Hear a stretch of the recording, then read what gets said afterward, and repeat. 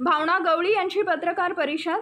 यवतमाळ वाशिम लोकसभेमध्ये भावना गवळी यांना उमेदवारी नाकारून हेमंत पाटील यांच्या पत्नी राजश्री पाटील यांना उमेदवारी देण्यात आली। त्यानंतर भावना गवळी या नाराज होत्या। आज मात्र भावना गवळी यांनी पत्रकार परिषद घेत मी नाराज नसून एकनाथ शिंदे यांनी जबाबदारी दिली ती पार पाडणार असून महायुतीचे जे उमेदवार आहेत राजश्री पाटील यांचा प्रचार करणार असल्याचं भावना गवळी यांनी पत्रकार परिषदेत सांगितलं। ब्युरो रिपोर्ट तेज मराठी न्यूज। मुख्यमंत्री साहेबांसोबत चर्चा चांगली झाली की आता आपल्याला प्रचार कसा करायचा आहे, पुढच्या काळामध्ये काय काय जबाबदाऱ्या आपण घ्यायच्या आहेत किंवा आपण घेऊया किंवा तुम्हाला मी देईल त्या संदर्भामधली चर्चा झालेली आहे आणि पक्षाच्या दृष्टिकोनातून चर्चा झाली। विशेष काही वेगळी जबाबदारी पक्षांतर्गत दिली जाणार आता या उमेदवाराला निवडून आणण्याची महत्त्वाची जबाबदारी या ठिकाणी साहेबांनी माझ्यावरती दिलेली आहे। कसा प्रचाराला सुरुवात तुम्ही केव्हापासून करणार? तुम्हाला माहिती आहे मी 25 वर्ष झाले प्रचार करते आहे आणि ज्या पद्धतीने मी प्रचार करते त्याच पद्धतीने या ताईंसाठी सुद्धा मी प्रचार करेल, याच्यामध्ये काही दुमत नाही।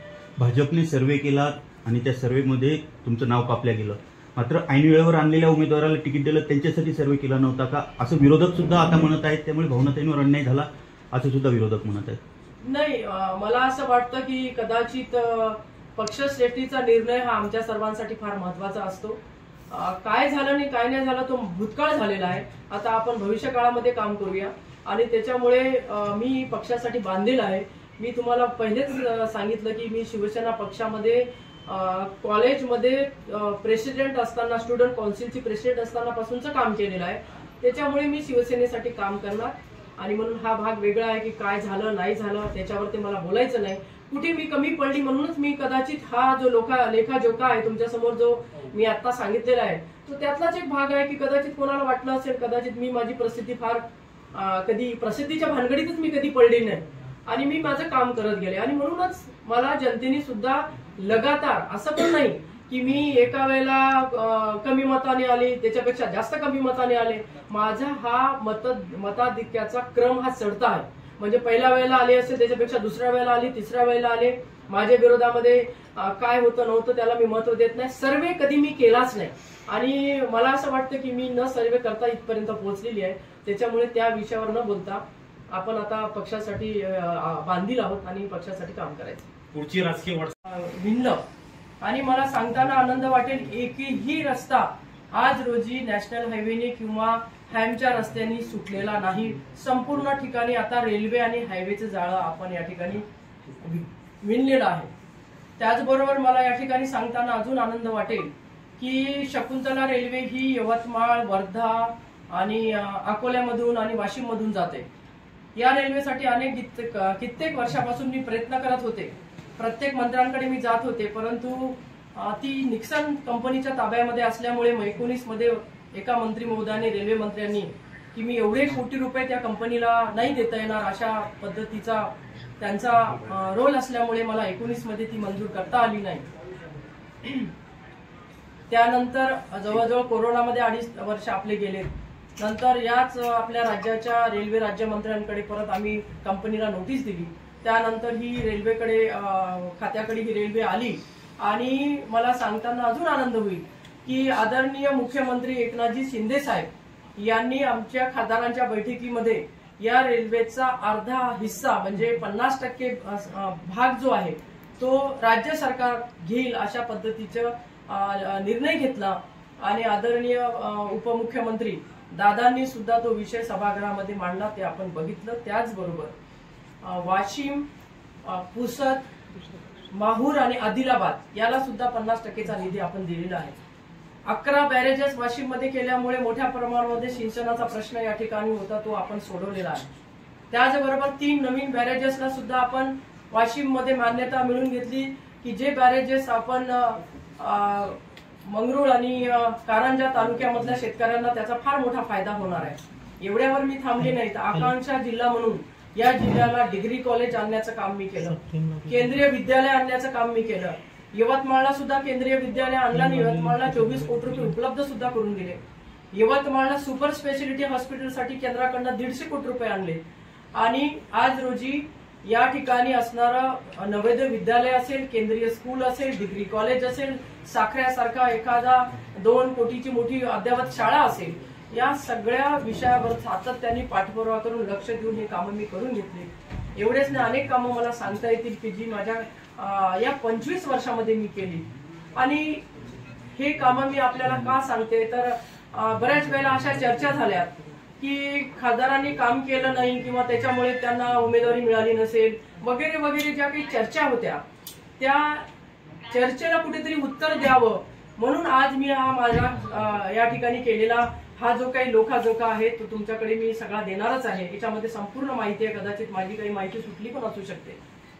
तर या ठिकाणी छत्रपती शिवाजी महाराजांचा पुतळ्याची मागणी होती, तोही केला. आंबेडकरांच्या पुतळ्याला मोठ्या प्रमाणामध्ये निधी सुद्धा मी या ठिकाणी दिला. अशी जी कामं आहेत ते कामं या मतदारसंघामध्ये गेल्या 25 वर्षामध्ये केलेली आहेत. परंतु एक गोष्ट या निमित्ताने मी आपल्या सगळ्यांना सांगू इच्छिते की अशा पण चर्चा मी प्रचाराला निघाले नसल्यामुळे झाल्या की मी नाराज आहे. एक गोष्ट आपल्या सगळ्यांना मी या ठिकाणी स्पष्ट करू इच्छिते, नाराज होणाऱ्यापैकी मी नाही आहे. मला खंत जरूर वाटला की मी इतके वर्ष काम केलेत आणि इतकी वर्ष काम केल्यानंतर मला एकदमच कसं काय असं होऊ शकतं, कारण बाकीच्या अनेक खासदारांना 5 वेळेला असतील, 3 वेळेला असतील, कोणी 4 वेळेला असतील, त्या सगळ्यांना या ठिकाणी उमेदवारी मिळाली. त्याच्यामुळे मला खंत वाटली आणि म्हणून कदाचित थोडंसं मला ती खंत असल्यामुळे मी बाहेर पडले नाही. परंतु आदरणीय मुख्यमंत्री साहेबांनी ज्या पद्धतीने या राज्यामध्ये काम उभं केलं ते आमचे सर्वासर्व आहेत, आमच्या पक्षाचे. आणि तुम्ही सगळ्यांनी बघितलं की माझ्या वडिलांनी जे काही शिवसेनेचं काम या ठिकाणी 85 पासून सुरू केलं आणि शिवसेना मुळामध्ये आम्हाला ही आदरणीय मुख्यमंत्री आमचे मुख्य नेते हे ठरवतील की भावना गवळींनी 25 वर्षे हा किल्ला लढवला, आता त्यांना मला काय जबाबदारी द्यायची. तसंही मी पक्षाची नेता म्हणून काम करते आहे आणि पक्षासाठी काम करते. आता कोणाबद्दल तुमची नाराजी राहिली असं काही आहे का सध्या? नाही, माझी काल पण नाराजी नव्हती आणि मी नाराज होणाऱ्यापैकी नाही आहे, कारण मी संघर्ष करून समोर आलेली आहे आणि संघर्ष करणारा माणूस कधी नाराज होत नसतो. तो आत्मचिंतन पण करतो की कुठे आपण चुकलो, कुठे आपण कमी पडलो, किंवा माझ्या मनामध्ये तो खंत होता की आपण कुठे कमी पडलो. तर ठीक आहे, मी लढणारी असल्यामुळे निश्चित या आपल्या उमेदवारासाठी सुद्धा लढणार आहे. आपली उमेदवारी कापल्यानंतर कार्यकर्ते कुठेतरी आक्रमक झाले होते, आता कार्यकर्त्यांना काय संदेश द्याल, कारण अद्यापपर्यंत ते सुद्धा प्रचारामध्ये सक्रिय झाले नाही. मी या ठिकाणी एवढंच म्हणेल की साहजिक आहे, ते माझ्यासोबत किंवा कार्यकर्ते आणि पक्षाचे प्रमुख म्हणून कधी जुळले गेले नाही, ते माझे भाऊ म्हणून जुळले गेले आणि मी पण एक परिवाराची प्रमुख म्हणून या ठिकाणी काम केलेलं आहे. आणि म्हणून हे नातं भावनिक आहे. जसं मतदारसंघामध्ये मी माझ्या भावांना राख्या पाठवते आणि हा आजचा उपक्रम नाही, हा 25 वर्षापासूनचा माझा उपक्रम आहे. आणि तशीच ही मंडळी माझ्यासोबत अत्यंत घरगुती वातावरणामध्ये मी काम केलंय, म्हणून मी इतके वर्ष राजकारणामध्ये टिकली. आता आम्ही सगळ्यांनी निर्णय घेतलेला आहे की या ठिकाणी आपल्या उमेदवाराचं, महायुतीच्या उमेदवाराचं आपल्याला काम करायचं, त्यांना निवडून आणायचं. आणि ते करत असताना आज रोजी आदरणीय शिंदेसाहेब ज्या पद्धतीने काम करतात, रात्रीचे 12 वाजू दे, 4 वाजू दे, 5 वाजू दे, लोकांसाठी पोटतिडकीने काम करतायत. त्यांनी जे काम केलेलं आहे आणि त्यांचे हात मजबूत करण्यासाठी मी आता मैदानामध्ये आपल्या उमेदवार जे आहेत जयश्रीताई त्यांच्यासाठी उतरणार आहेत. आणि दुसरं महत्वाचं आहे की आदरणीय या देशाचे प्रधानमंत्री, यशस्वी प्रधानमंत्री मी असं म्हणेल, नरेंद्रजी मोदी साहेबांचा नारा आहे 400 पार, आणि त्याला सुद्धा साथ देण्यासाठी निश्चित हे माझं कर्तव्य आहे की मी या ठिकाणी महायुतीचा या आपल्या उमेदवारासाठी काम करण्याच्या दृष्टिकोनातून मी समोर निघालेली आहे. या ठिकाणी आज रोजी जो काही प्रचार आमचा बाकीचा आमच्या पक्षाचे मित्र पक्षाची सगळी मंडळी करतायत, त्यांना पुढे उद्यापासून किंवा आजपासूनच या ठिकाणी आमचा सहभाग लागेल. आता एक मीटिंग आम्ही ठेवलेली आहे, उद्या पण आम्ही आमचे मेळावे या ठिकाणी ठेवणार आहोत आणि निश्चित या ठिकाणी जयश्रीताईला विजयी करण्यासाठी माझी धुळधोड असणार.